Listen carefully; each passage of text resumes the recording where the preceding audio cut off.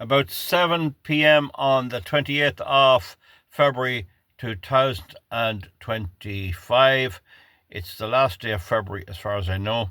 I made an earlier video about the meeting with Zelensky and about the whole week's effort to get the Trump administration on board and all the various nuances and all the various efforts that's been made. What the Ukrainians want, what the Europeans want, is America to come in and fight to the death. They'll fought to the death of the last Ukrainian, and now they want America to fight to the death of the last American soldier. Now, the Americans want to fight to the death of the last Ukrainians up to now under the Biden administration, but not under Trump. Trump continually laments all the deaths that are there, and I think he actually means it. Now, so there's been a bust-up. There's been no agreement, and I've spoken about the agreement on the minerals and all of that. Now, one of the things that happened, if you look at the meeting in the White House, nothing like it ever happened before. Now, in fairness to Vance and Trump, they're complaining that Zelensky didn't wear a suit, and in all fairness, that's a bit pathetic. But I wouldn't. Zelensky cannot go and dress up in a suit for that. I wouldn't either. I think that should have been arranged beforehand. Now, maybe they're saying you have to be respectful, but I think that there'll be many people calling to the White House, and many of them will not wear suits. Will President Modi of India wear suits? I think that is a bit small. Zelensky was properly, cleanly, and smartly dressed in ordinary working clothes. Now, so that's number one. Now, but that wasn't it. One of the things was that when the arguments took place, that Zelensky started to litigate or give an account of Putin's bad faith and breaking of ceasefires in the war, trying to say that he's right about Putin and Putin's wrong. And Trump made the point that he has to stay neutral to both if he's to strike a deal. And Zelensky said Putin broke his word. Now that's a bit rich, considering that the Minsk Agreement 1 and 2 and the Istanbul Agreement were broken by Biden administration pushing Zelensky. But then Zelensky went on to say that someday America will regret allowing Putin away with what he did. And Trump took serious offence to that. He more or less said, how dare you tell me what we will regret in the future and what we won't. Trump has fought an election in where he's laid out the future and what he thinks the future is.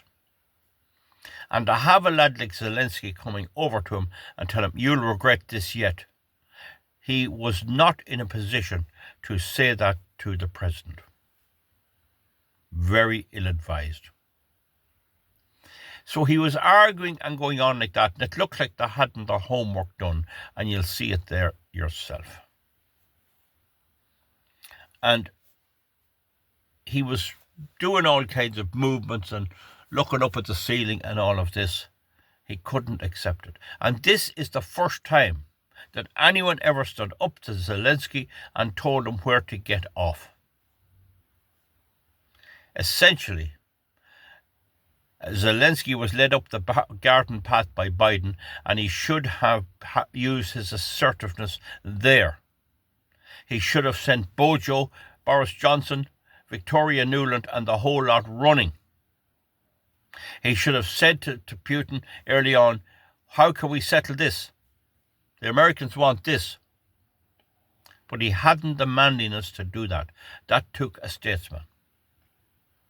Or if he couldn't do it himself, instead of getting Macron and Starmer to fight the Russians, he could have got someone, the Austrians or someone, to go over and have a chat.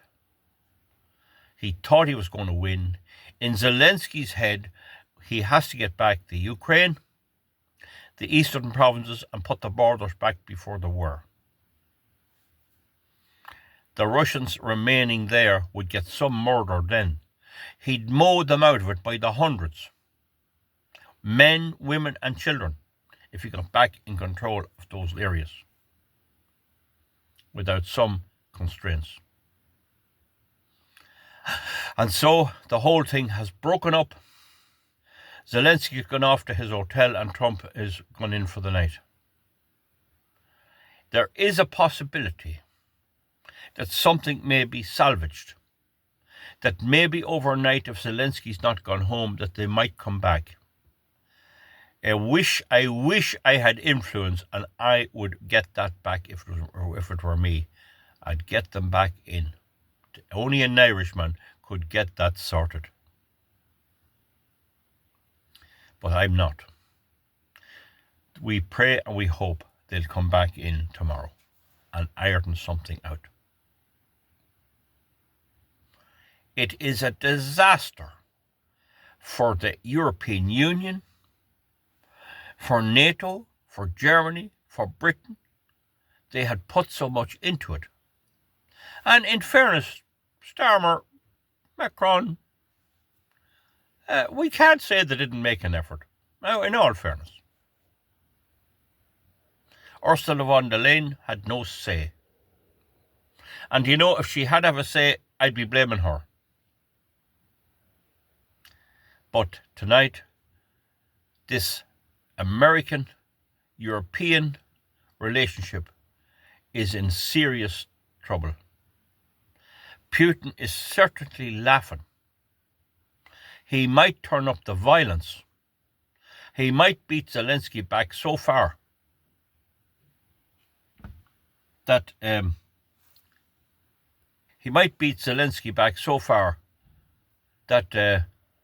he'll have to go, and he may have to go anyway.